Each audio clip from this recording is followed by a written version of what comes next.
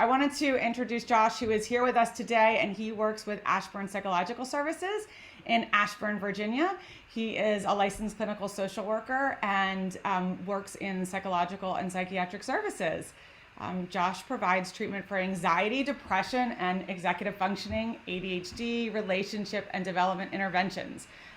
Josh is the person that we all want to talk to. It's probably hard to get an appointment with you, Josh.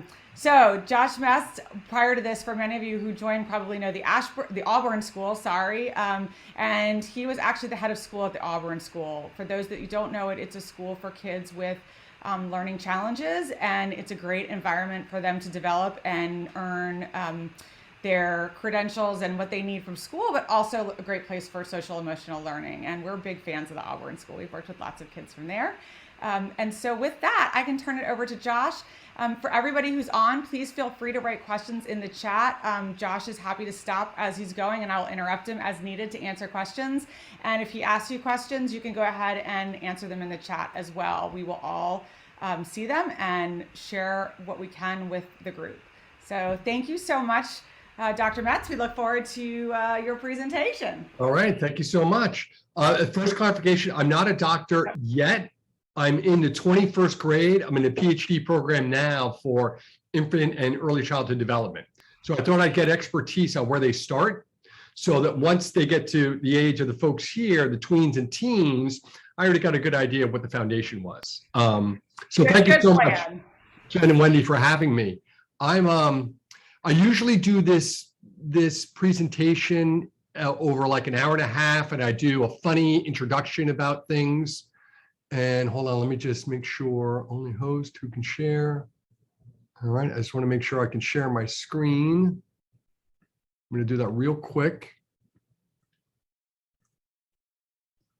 You should be able to share, so let me know. All right, yep, I think I can. I think I got it up there now. Is that the idea strategy? Yep, we're seeing it. Okay, great. So usually my long introduction starts with, and I'll just start and end with this. I'm 54. I've been a newborn fifth child, and then very quickly a twin, in which case I spent the rest of my life sharing and understanding the trials and tribulations of sharing. I've been a child, a student, a friend, a high school student, a collegian, a fraternity member, a friend, best friend, kind of closer friend, boyfriend, fiance, and husband, all to the same woman. I've worked as a secretary. I've worked as a Kelly girl, if anybody remembers that, like manpower, technical support, or administrative support. I worked for 10 years at America Online, also known as AOL. And then midlife, I took a right-hand turn, decided I wanted to go back to school and become a social worker to work with children and families. So decided to do that and did that for about 10 years and said, well, that's not enough. Maybe I'll become a head of school. In which case I became a head of school for 3 years and said, that's not enough. Now I want to take what I learned on both sides of the school table and go back to working with children and families. And then that wasn't enough. In the midst of the pandemic, decided, why don't I just go back to school and get a PhD? So that brings me almost up to date. And now I'm very happy to join you all in talking about episodes of distress, outbursts, tantrums, meltdowns, the difficult things that occur during the day with our kids. I'm a father of 3 kids. My kids are now in their late teens and early 20s.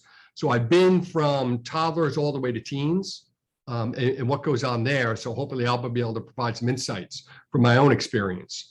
But what I want to talk about today is these episodes of distress that we experience with our kids, because we experience it with them. This is not something that they do. This is something that occurs always within a relationship, because the easiest way to solve an episode of distress, a meltdown, an outburst, a battle of will, put the child in a room by themselves and they can scream till the cows come home, and that'll be it. You put another person in there, well, now that other person's responding to the outburst. You put somebody who cares, a sibling or a parent, and you're getting more involved in what the outburst is. But when these things occur, and I'm going to pretend there's an audience, when these things occur, and I want you to bring to mind the last time, maybe this morning, maybe half an hour ago, maybe a month ago, when you and your child were together and there was one of these episodes. Things were going sideways. Maybe you were busy trying to get to work, trying to get something completed. They're coming to you with this episode and needing your assistance right now because it has to happen right now. And you get into this mindset of, you know what? I just need to shut this down. So idea would be, I decided enough already. Done. Shut you down. That's it. Now, that will end the episode. And it won't happen again until it happens again. But what we miss is the opportunity. What we miss is the opportunity to understand what's going on with our little kiddo, and what's going on with our child, and what can we do about it? How can we help them? So instead of saying, I decided enough already, I came up with this. Hold on, a little technical difficulty. To investigate, to describe, to empathize, and act. And I am seeing on the chat, there's a question, is this about teens with autism? Very well could be. And hopefully some of the things you hear and see would be applicable to working with a child on a spectrum. And when you hear about D and E, pay close attention to that and think about maybe a child who is on the spectrum. So idea described is defined as investigate, describe, empathize, and act. Let's see. So what's it for? How could that have gone better? How many of us, raise a hand virtually, are done with that and we're in the evening, maybe with our spouse, significant other, we've got a tall glass of root beer plus or apple juice plus, and we're reflecting back on the day saying, boy, I'm still feeling the agita from that epic battle we had this morning, which by the way, happens just about every morning. Something's got to give, something's got to change. How could that have gone better? What could I have done differently to get out the door? What can I do when it happens? What can I do when we're trying to get out the door and all of a sudden they drop the doorknob grenade? I forgot this. Oh, what about that? What happens when a simple good morning is met with a blank stare and then some aggression towards us? And all we wanted to say was good morning. Is this one of those teachable moments? And it sure is. My goal in working with families and how I came up with the idea strategy was working with a lot of families of toddlers, elementary school age, and even teenagers. And often these were the three questions that kept coming up. How could that have gone better? What can I do different, Mr. Metz? What can I do different, Josh, to help? What can I do when this happens? I get that one, but we had this problem at the pool over here, or when their friends come over, there's this level of disrespect that comes out of nowhere. I walk into the room and my child all of a sudden acts as if like they're allergic to me. What do I do when that happens? I want one of those teachable moments, Josh. I watched all the Brady Bunch. I watched all of Full House. When am I going to be that parent? Does it even exist? So I sat back and thought about a lot of what the parents have taught me, what I've learned about in reading and research, and what I've experienced myself as a father and parent. And I thought, I think I might have an idea. So this is what the idea strategy is for. It really is for parents and teachers to be more thoughtful in their approach, be less reactive and more reflective in what they do, and turn what could be another tantrum or fight into an opportunity to teach their child how to take in a situation, figure out what's going on, look at it from different perspectives, and come to that informed decision about what to do. So it's really a strategy of problem solving. It really is a strategy of collaboration and connection between the parent and child to take what's going on, because something is going on. There's a problem, and our child is clearly making it known to us that something's wrong, or we're seeing something that's going on throughout the day, and we need to figure out what to do. As I continue on now, if anybody in the audience wants to put into the chat any particular type of episode that they have that they're really wondering, like, boy, I wonder how this investigate and describe thing would work for blank, feel free to put it in the chat and I can use one of those examples. At this time, what I usually do is ask the audience what they think. All right. So what's it for? It's for the episodes of distress, for the meltdowns, for the battles of will. is for riding the angry unicorn, because our kids are beautiful creatures and we love them dearly. And the majority of the time, they're outstanding and they make our lives better until they change. And something, I don't know, comes out of their butt and they become an angry unicorn. We've got a choice. We can just ride that angry unicorn until they run out of steam and we recover and recoup, or we can use the opportunity to connect with the angry unicorn and teach them some strategies that will actually work with us and hopefully work as they grow and change. Now, this strategy really came about when I first started working with toddlers and younger kids, right? I mean, how, my Lego breaks down and what do I do? I'm fighting with my sister and what do I do? And then I began to read some of the work of folks like Daniel Siegel or Ross Greene. I realized two things. One is a lot of the issues that I have with toddlers are very often similar to issues that teenagers are presenting. That idea of, Dad, can I have the keys to the car? No, you can't. Dad, can I have the keys to the car? No, you can't have it. Well, why can't I have the keys to the car? Because I said no, it needs to be in the shop. Well, but I can just take the car now. No, I said no. Well, come on, Dad. Now, this whole conversation has occurred since I've gone upstairs and back downstairs, and my 17-year-old is following me with the same question. Can I have the car keys? Can I have the car keys? And in my mind, that's no different than a 2 or 3-year-old who might say, can I have a juice box? Well, no, you already had one, but I want another one. Well, you can't have one, but I want another one. You can't have one. Please, can I have a juice box? No, you can't have a juice box. I want a juice box. You can't have a juice box. I'm going to start screaming and yelling and have a big tantrum. 17-year-old, what do you mean I can't have the car? You're ridiculous. You're making my life miserable. I hate living here. And then hopefully they go off in a huff, but more than likely they stick around and continue to needle you. And what I learned from folks like Daniel Siegel and Ross Greene, there's great similarities in teenagers and toddlers in the way their brains are growing and changing. Now, probably a lot of people have heard 0 to 6 is the most important time in development. That's where the most cognitive and thinking growth comes from. And after that, the brain kind of starts pruning away. Well, that's a little bit true and not true. It's not the only period of growth and development. And certainly at 7 or 8, doesn't really matter. It doesn't really matter if they've left that window. They continue to grow and change. The adolescent period is also a period of great change and growth. A toddler realizes, oh, I have the ability to do things with my hands and feet. I can get to places. I can manipulate stuff pretty well. And now I have these ideas of what I want to do. Now I want to do it all by myself and not be like everybody else, but also at the same time like everybody else.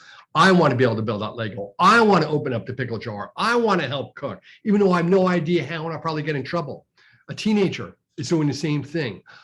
I think I kind of feel like an adult. There's so many things I know now. I think I'm ready to act and behave like an adult. So the last thing I want is my parents telling me what to do. I want to start doing it for myself. I want to succeed and make my own mistakes, although a teenager will never admit to making mistakes, just like a toddler. So what I realized was, as I was putting this strategy together, it really seems to be one that can work through the lifespan. That you can do it with toddlers, breaking things down. You can do it with 7 to 8-year-olds, or in 2nd and 3rd grade. You can do it with the tweens and teenagers. And I've applied the model to different age groups, and I'm finding a lot of very positive feedback that it seems to make sense and seem to work. All right, I'm getting some great things in the chat, which are great. So are these outbursts, are they hard? Are they frustrating? Unpredictable? You never know when they come, other than it's going to come at the worst possible moment. Are they time consuming? They sure are. Exhausting. But are they good? Yep, they sure are. Because this is what's involved in an outburst. And I'll be very brief and give you a quick overview of kind of brain development and what we're talking about. If we have a model of brain that has 3 parts, the first part is our neocortex, and that's right behind our forehead. That's what makes us modern humans. That allows us to build cities, destroy the planet, and fly to Mars. All the thinking and planning and the things that differentiate us as human from other animals. Our limbic system, very general term for really the seat of our emotions, how we feel, how we do things, how we embed our experiences. Very important aspect of the limbic system is that it is a qualifier. We have an experience. We see things, we're doing things. Our limbic system helps qualify that as, this is a pretty good experience. I think more of this experience would be good. Or it qualifies it as, this is not good. We shouldn't have this again. I should remember a lot about what's wrong here, so that I won't have to go through this again. And our brainstem is simply regulating our body. It's automatic, it's action and reaction to things. It's basically a conversation our brain and body are having at any given moment. What's that? What's going on? Our neocortex asks. The limbic system says, well, how do I feel about that? I better qualify this. And the brainstem, which just starts burning energy, says, are we acting on that? Should I be burning more energy? Should I be sending more energy up to you, limbic system and neocortex? You got to tell me what to do. Otherwise, I'll just start burning energy needlessly. So that's what goes on in our brain and bodies at any given moment. When we think about stress, which is often a contributor to these episodes, we want to think about, and we want to remember that what we're dealing with tweens and teenagers all the way through the middle 20s is a brain and body still in development. Now, the brainstem is the most developed at the bottom. So it's just going to burn energy. Stress occurs, stress in our system, stress in our thinking, and the brainstem's like, oh, I got the signal. I'm just going to burn more coal and put more coal in the fire and keep burning it until something tells me to stop. Very important. The brainstem will just keep generating energy, and our nervous system will stay activated until something happens. Internally, we start to calm ourselves down, or externally, something in our environment or people in our environment help us begin to calm down.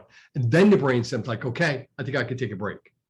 The limbic system, always qualifying, always feeling, sensing, and qualifying. I'm not sure we like all this stress. You know, this isn't like day before Christmas or day before holiday stress. This isn't the stress of, now I'm on varsity and I'm ready to do it. This isn't the stress before the dance. This is the bad stress. Oh, I forgot my assignment. This is the bad stress of, I don't know what to do. This is the bad stress of, people keep getting on me and they're not giving me a chance. And what I mean by that is not giving me a chance is what the neocortex is doing.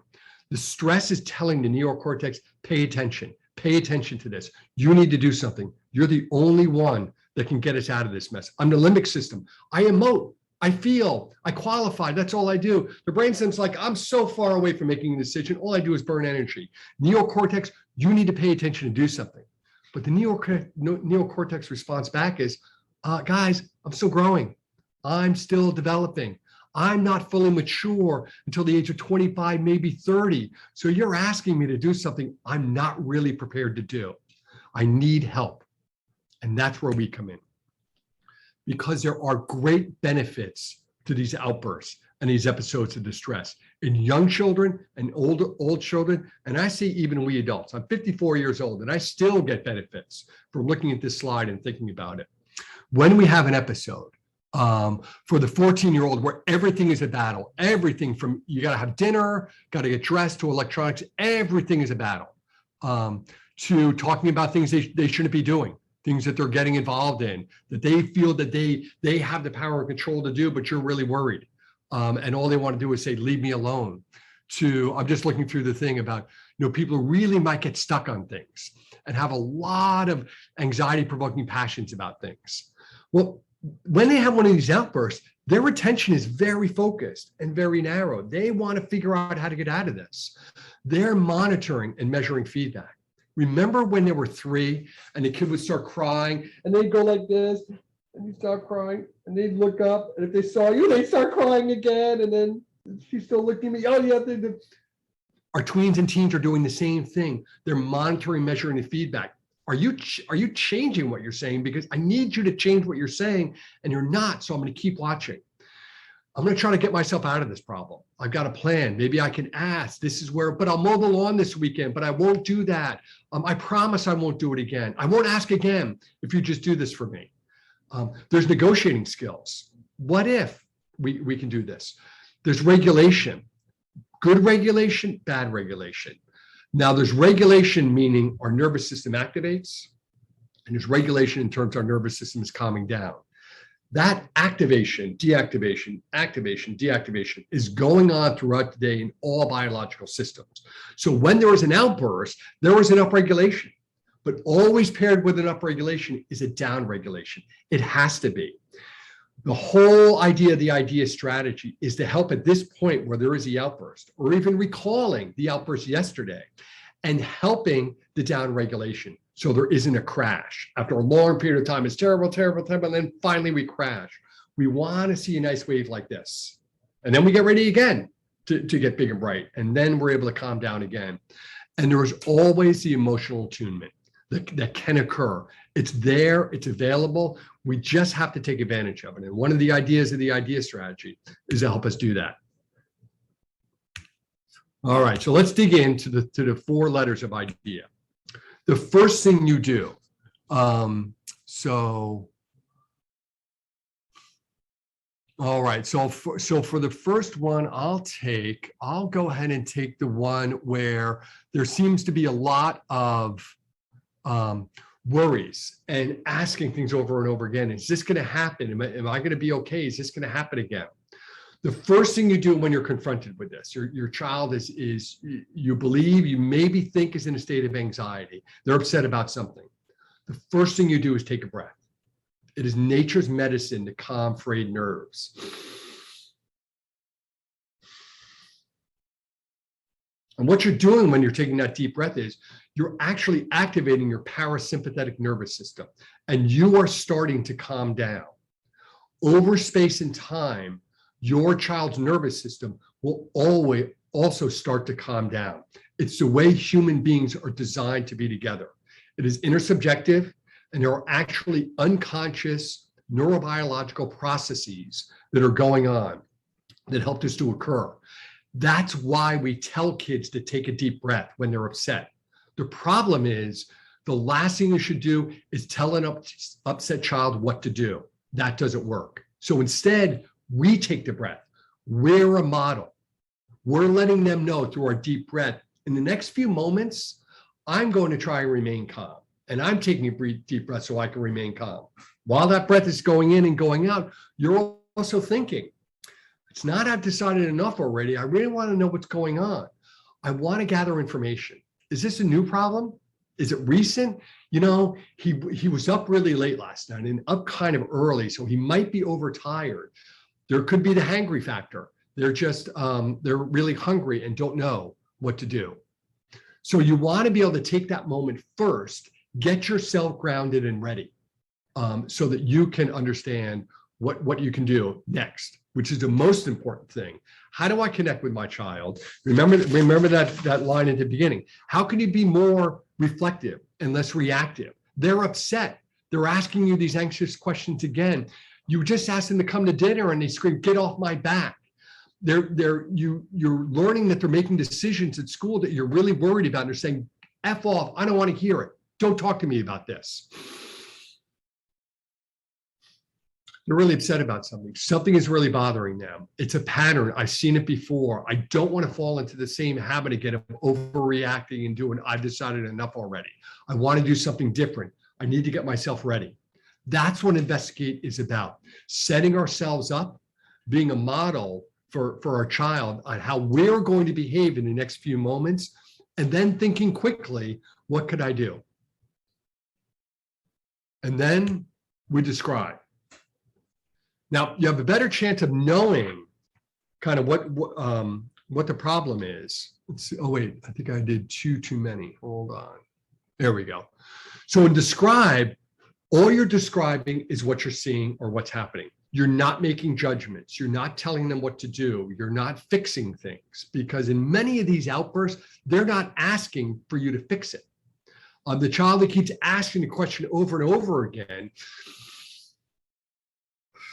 boy, you've asked that same question 4 times. Not what's the matter? Why are you asking the question 4 times? You're just asking the question 4 times. I came in and told you it was dinner time, and you just screamed back at me, F off.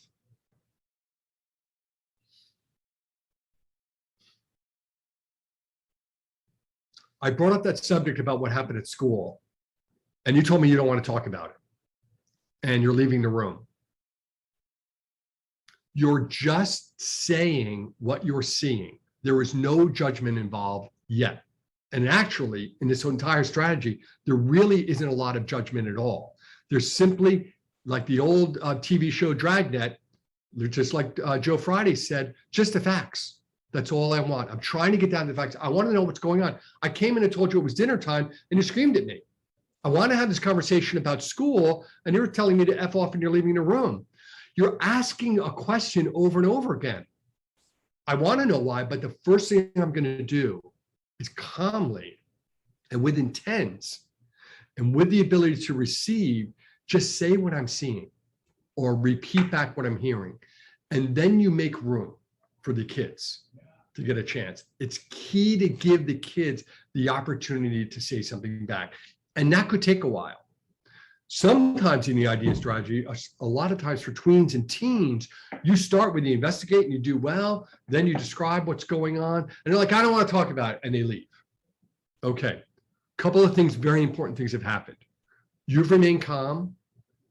You've begun to set up the problem, the issue, the outburst, the episode that's going on, and they've let you know I'm not ready. So you don't go out there and say, no, no, no, no, we need to talk about this. I still got the E and the A. We got to talk about that. God damn it, this is the teachable moment that we need.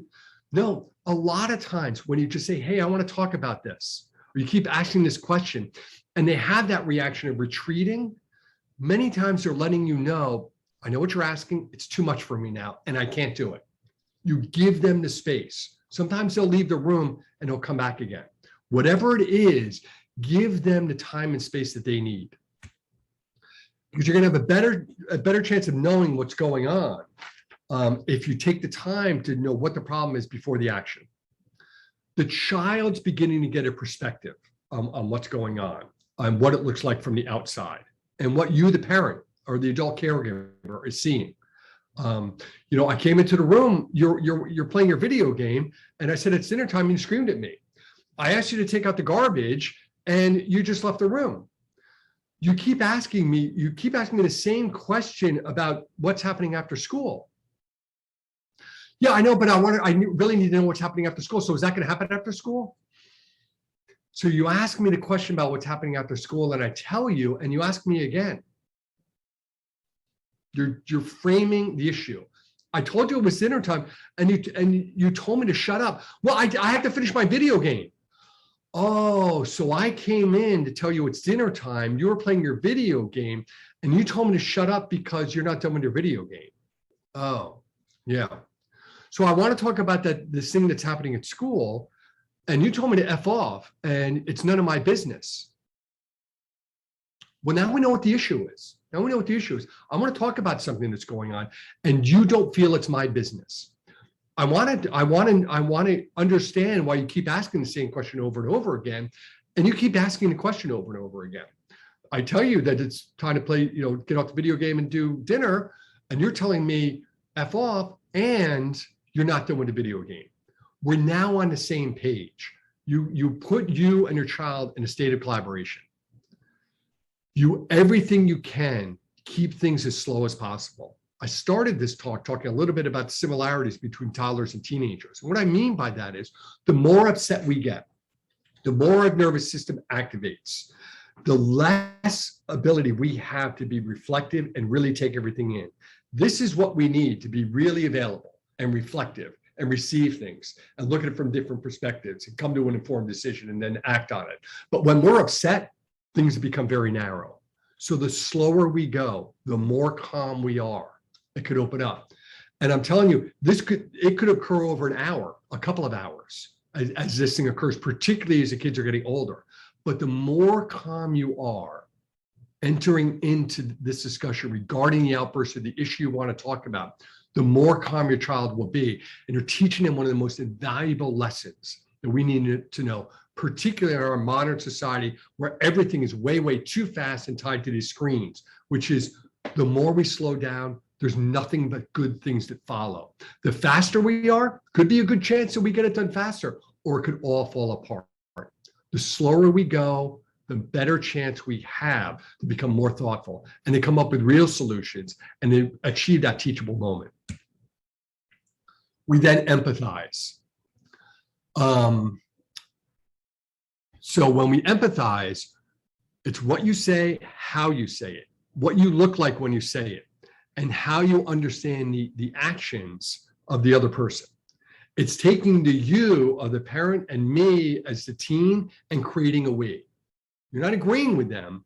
You're not sympathizing for them per se. But what you are doing is validating their emotional reaction and helping them feel felt. Man, you love playing that video game, and it's hard for you to get off. You keep asking that question again and again about this afternoon. So you're really worried about this afternoon.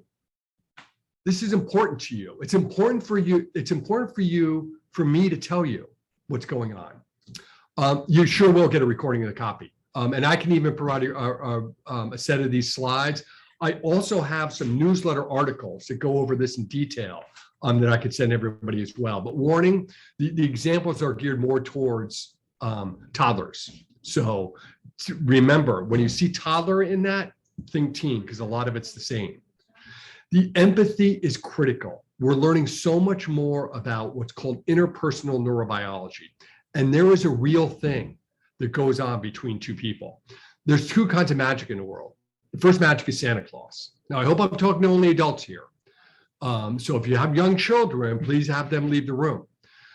We tell our kids come to us and say, is Santa real? We say, yep, Santa's real, 100%. We will. Santa's real. It comes once a year and he comes down the chimney and he gets you presents. And more importantly, he's watching you and he knows when you're good or bad. And then our kid grows up and they get a little bit older and they say, Dad, I was watching this YouTube video on physics. I think it's impossible that Santa can go into every home. It's also an invasion of privacy. And I don't really think he's allowed to monitor everything we do. So I don't believe there's a Santa. And we say, you're right, there's not. But don't tell your little brother. And don't you dare tell the kids on the bus. Santa Claus is the only time when we're encouraged to lie to our kids. And when we're caught in the lie, we're encouraged to double down on it. I say that's magical. Second kind of magic, more seriously, is a magic of interpersonal neurobiology. And our nervous systems are connecting with each other. It's one of the ways that make us herd animals and allow us to operate together. In a herd, we're constantly keying off the nervous system, everybody else around us in a herd to know, is there danger? Is there sustenance around us? Can I close my eyes and feel safe? Can I eat this thing and just relax for a little bit? Or do I need to be on edge and worry? The way that happens in a herd is each individual nervous system connects over space and time. We're now learning that humans are no different. In fact, it's even more advanced because we connect with our heart, meaning neurobiologically, but we also connect cognitively with our brain and our use of communication and talking. Talking is sharing and exchanging ideas that are happening within us. So empathy is the way that we stay connected with our kids. You really love that video game and you love playing it. I mean, you're on it a lot. And I called you for dinner and you told me to F off because you need to finish your level. It's really important for me to tell you the answer to your question. You really think that you can handle this on your own and you don't need my help anymore. Sounds like you really think you're an adult. No judgment here. I'm just trying to understand it from your perspective. Our feelings are free. Behavior has a cost. Everybody's free to feel however they feel internally. We should never tell somebody you shouldn't feel that way, or it's wrong to feel that way. You might have thoughts that we can question, but our emotional experience is our own. It is our behavior that has a cost, and that's where we want to help our kids. When we're empathizing, we're strengthening and promoting that attunement, the attachment that goes on between a parent and child. We're so helping them develop that perspective. And think of what our kids go through throughout the day, particularly in middle school and high school, where there's so many different things bombarding them. And they've got to quickly pivot from idea or concept. And they're not just in there interpersonally, they've got an entire world on their phone that they're also emotionally staying connected to. So the world that our kids live in is very much a world of the physical and the meta. We need to help them have perspective in both the physical and the meta, but we can only be with them physically. So we promote their physical perspective taking in the hopes that their meta perspective will be enhanced as well. We're also teaching them about emotional vocabulary as much as we can. I talked a little bit about the interpersonal neurobiology. The big thing there is our mirror neuron system. Our mirror neuron system is our ability to understand what another person is feeling. It's why when a person smiles, you smile. It's why when a person looks angry and aggressive, part of you inside, part of your reaction to that is you recreate in your mind a stance of aggression so that you want to be absolutely sure you know what that other person is feeling, because you can't see their feelings, but you can see their affect in their face. So we've developed over evolution this mirror neuron system that helps us do that at the preconscious level. It's at the origin of that idea of, in any person you see, you quickly make a biological assumption. You're an us or you're them. It has nothing to do with race. It has nothing to do with skin color, nothing to do with culture. It is a neurobiological evolutionary reaction. Every person we see, we say us or them. But remember, we've got this. And right after that, if we have a preconscious hiccup of you're a them, but the context doesn't make sense, you must be an us. We can change that. We can turn a them into us with this ability. But it takes thoughtfulness and it takes an understanding of how those systems work. Then we act. Now the time is to do something. The easiest one is a video game. I need to finish my level. Oh, finishing a level is really important. Yeah. So if you finish your level, are you coming to dinner? Yeah, I'll be right there. That's what I said. Oh, so when I came in and said it was time for dinner, you said F off because you needed to finish your level. I now know when your level is done, you'll come to dinner. Okay. Or you really think that you can talk about, you can do this and you're mature enough and I don't need to be involved. I get it. My goal here is not to tell you what to do. My goal is to understand what's going on in your life. That's what I'm asking for. So when we want to join our kids and find out about their life, the way we use this idea strategy is always investigating. Then we describe, I want to talk about something that's going on that I've learned about, and you don't want to talk to me about it. And you tell me to mind my own business. This is important to you. Sounds like this is something you want to handle on your own. I want to see if I can help. I'm not telling you what to do. I just want to try and understand what's happening. But you're acting only after you've investigated and you remain calm. You were that model. You describe, you frame the issue as something that you and the child can understand. And you provided that empathy of understanding what they're going through and their perspective. We as parents spend so much time being taught or being placed in a position where we just need to do it. We need to advocate for our kids. We need to tell them what to do.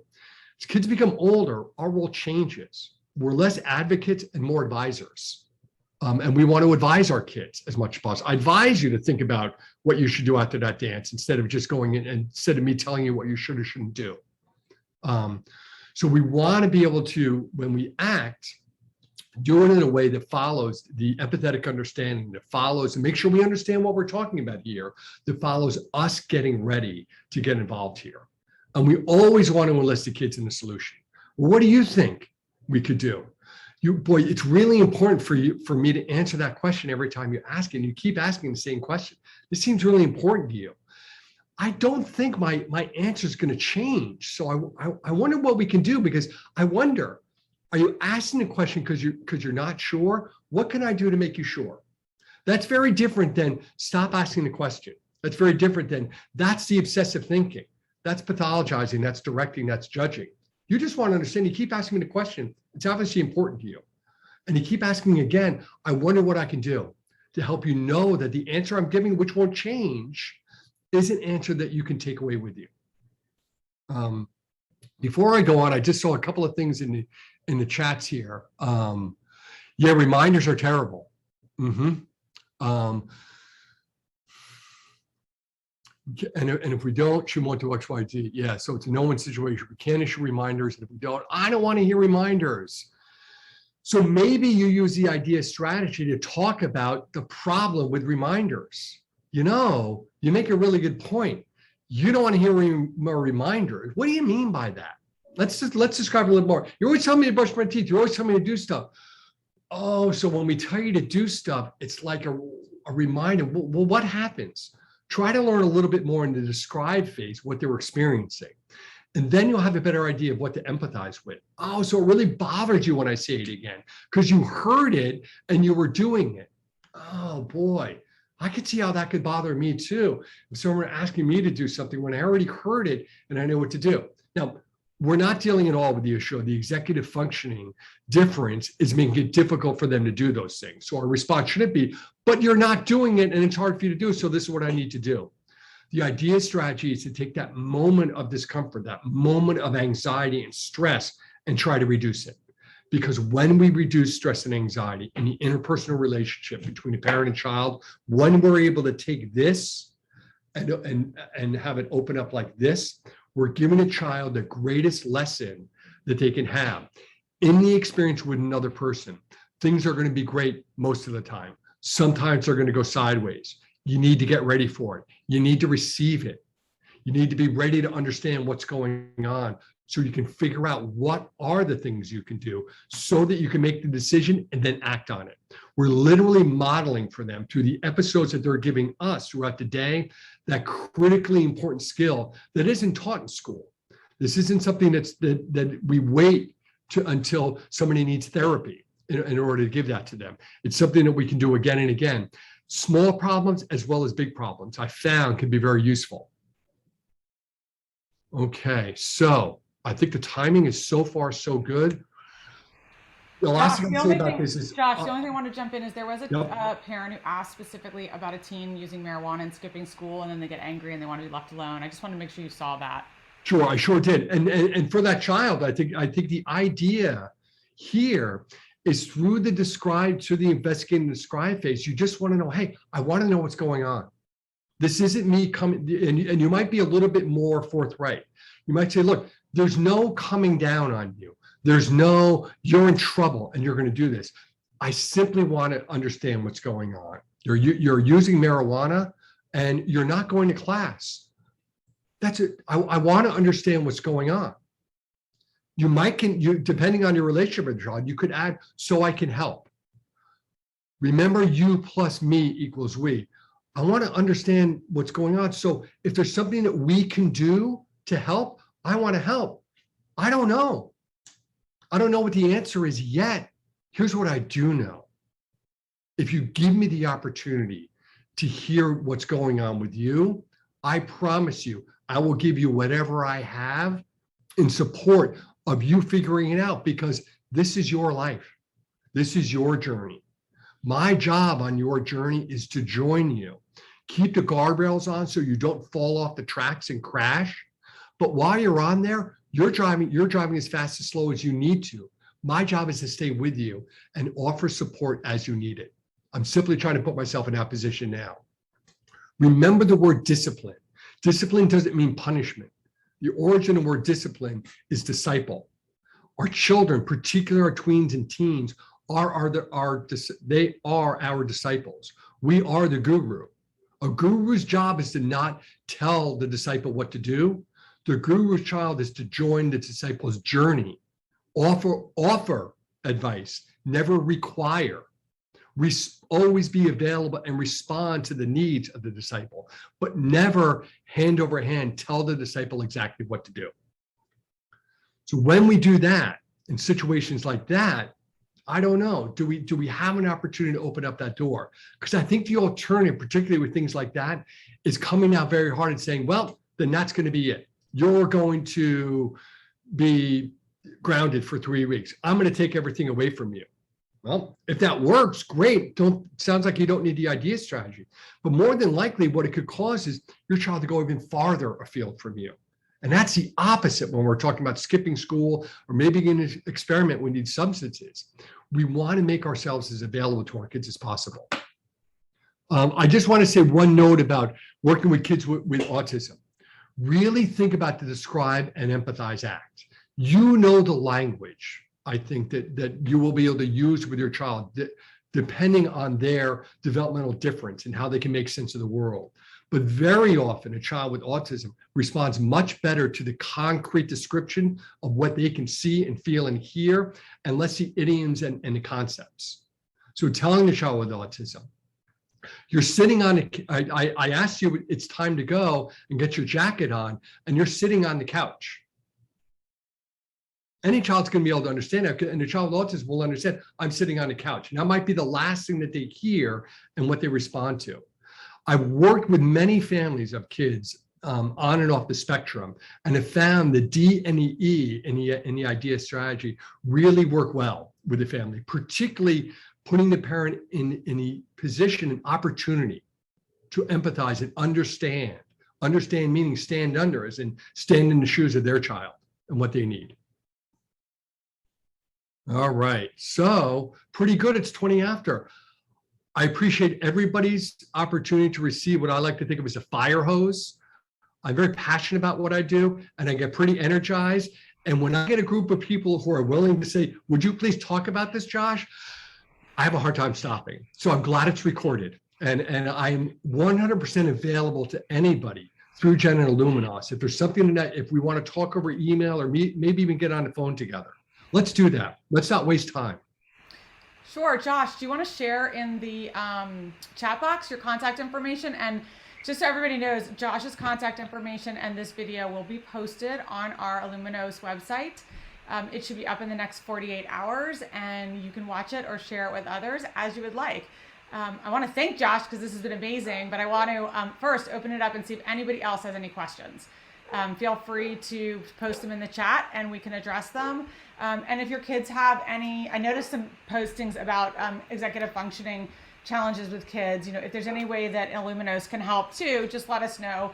That's sort of our specialty, but we like to refer over to folks like Josh who are better at the actual therapy side of the world. Yeah. Yep. Please let us know if this was helpful too in the box, and we look forward to seeing you at our next one next month. But Josh, this was fabulous. Thank you so much. I love that you're so animated. I love that you're so passionate. It was great tips and great slides. And sure. I just want to make one point about executive function, because folks like Illuminos are outstanding. And they really hit it out of the park in terms of providing the concrete strategies to help with differences in executive functioning. And you've heard me today, I've been really careful not to say disorder, delay, pathology. I don't believe that language is correct. And I see it as nothing less than useless in really helping us understand. So what we're talking about is differences in executive thinking and executive functioning, not a deficit or delay. And if there's an issue, it's probably the environment, as in school and the institutional structures, which can't adapt seamlessly to meet all the needs of all kids. And that's why places like Illuminos can be so helpful and so effective. You need some additional coaching and they can do it. What the idea strategy does, it's a perfect marriage with those skills, because so many kids with these differences in executive functioning have such a difficult time just managing the day. And I like to think of it, it looks like this. Everybody in the audience now, follow me and put your hands together like this. This is how you put your hands together. And this feels tight and nice. Now, shift your hands and clasp again. Doesn't feel right, does it? Now, your hands are as strongly clasped as the other way, but it just doesn't feel right. That's a child with a difference in executive functioning going throughout their entire day. A little bit out of step, something glitches. It just doesn't feel right, and I'm being put in this position, and I don't know what to do to get out of it. Illuminos will help with developing the strategies in the long term that can help you, but think of the idea strategy and think of the concept of empathy and you plus me equaling we. That's what our kids need most when they have these differences. A sense of somebody gets it. They can't fix it because there's nothing wrong with me, but they get it. They're understanding it. And that can go so far to alleviating a lot of the self-doubt the kids have and a lot of the dangers that we feel that these kids continue when we don't do anything.